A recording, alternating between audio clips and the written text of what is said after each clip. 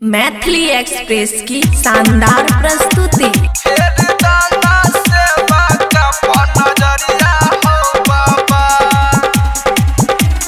खुशी recording studio बलुआहा। पहरिया अलिया तोरे हम दुआरिया हो बाबा। पहरिया अलिया तोरे हम दुआरिया हो बाबा। हो बाबा फेर दाना सेवा का नजरिया हो बाबा।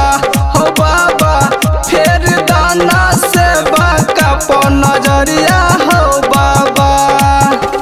सावन में सोमवारी तोरे नाम से हम करबा हो बाबा। सावन में सोमवारी तोरे नाम से हम करबा हो बाबा। हो बाबा फेर दाना सेवा का नजरिया हो बाबा। हो बाबा फेर दाना सेवा का नजरिया हो बाबा। DJ good Madhubani, DJ good Madhubani, DJ फेर दाना सेवा का नजरिया हो बाबा। प्रेम से बोली डमरू वाले बाबा की।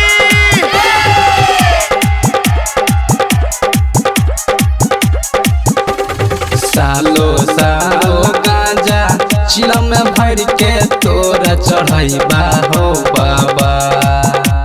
सालो सालो गांजा चिलम में भर के तोरा चढ़ाइबा हो बाबा। हो बाबा फेर दाना सेवा का नजरिया हो बाबा।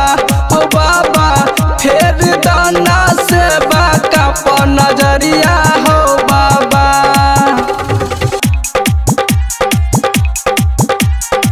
फेर दाना सेवा का नजरिया हो बाबा। खुशी रिकॉर्डिंग स्टूडियो बलुआहा। राइटर जीतन किशो तोरे चरण में जलावा चढ़ाइबा हो बाबा। राइटर जीतन किशो तोरे चरण में जलावा चढ़ाइबा हो बाबा। हो बाबा फेर दाना उदय रतन पर नजरिया हो बाबा। हो बाबा फेर दाना उदय रतन पर नजरिया हो बाबा। खुशी रिकॉर्डिंग स्टूडियो बलुआहा।